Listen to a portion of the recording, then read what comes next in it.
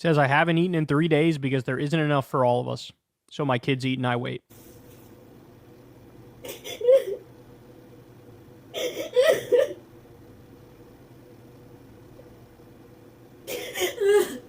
Not to put too fine of a point on it here, but this is conservatism. Just so you know. This is conservatism. And that's not me strawmanning it. That's not me unfairly attacking it. That's me describing it. This has been the wet dream of the right my entire life. The wet dream of the right is to destroy the administrative and regulatory state and destroy the social safety net. They don't believe in things like food stamps. They don't believe in things like home heating assistance. They don't believe in free school breakfast and lunch for kids. They don't believe in having an EPA that makes sure that corporations can't pollute the nearby river. They don't believe in having an NLRB that looks out for workers and unions.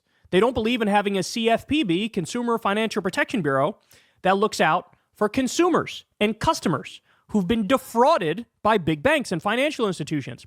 They are currently in the process of gutting all of those things, mostly using illegal means, like Trump did in this recent thing that we've been talking about for the past few days. This is illegal. If Congress passes a bill and the president signs it, which is what happened in this instance. These were things signed by Biden, right? The spending was authorized by Congress, and then Biden signed the bill into law. The next president can't come in and say, I retroactively am vetoing the personal spending I don't like. That's not a thing. That's not a thing. That's illegal according to everybody. Even right-wing judicial experts will tell you that exact same thing. So they're freezing this illegally, leading to a crisis, and they're trying to force through one of the wet dreams of Project 2025, which is basically the president is the unitary executive, and they get to not fund whatever they don't want to fund. And oh, would you look at that? They're not funding any of the things that help regular people and any of the things that crack down on big business overreach. So this is what it looks like, man. This is conservatism. This is MAGA. This is conservatism. This is the ideology. I warned you. I think a lot of people voted for Trump because they thought he would bring change, right? They thought, hey, maybe the Democrats are more of the status quo. Trump is going to bring change. And here's the thing. They're right that he's going to bring change. But the kind of change he's going to bring is revolutionary conservatism. And that's what you're witnessing here. I have a kitty hair in my throat, I think.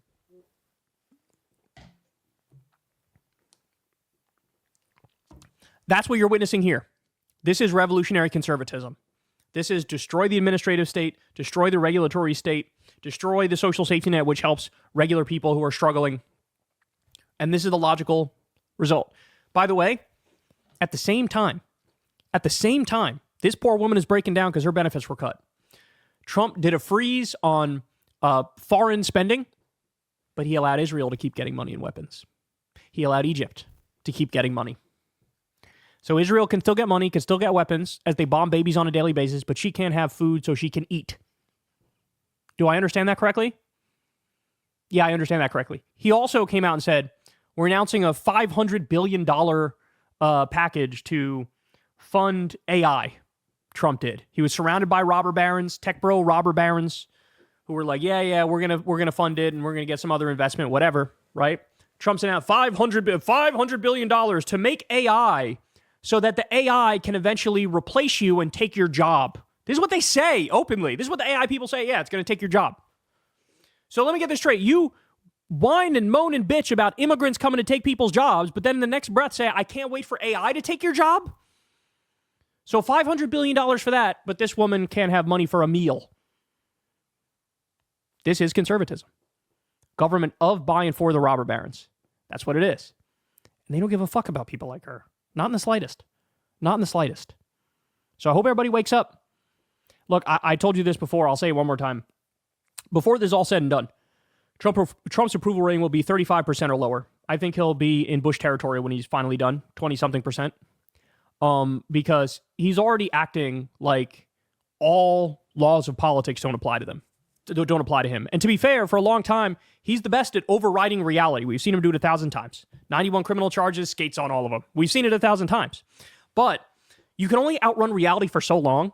And when this is what's happening to your own citizens in your own country, it's not just liberals who are getting hit by this. There's plenty of conservatives, plenty of people who voted for Trump, who just got their benefits cut, who just couldn't access their health care because he froze Medicaid spending.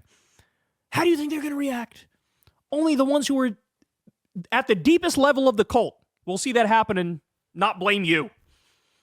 But again, then you're left with what? Oh, I got a 28% approval rating. Okay, congrats. Let me know how that next election goes for you, right? So, assuming there is one. But there you have it. My heart goes out to this woman and everybody else who's struggling. This is conservatism. This is MAGA. This just is what it is. Let's be honest and call it out. Hey, y'all, do me a favor and like and subscribe. It helps out big time in the algorithm. Click the bell as well for notifications when videos drop. And watch that video on screen right now. You know you want to.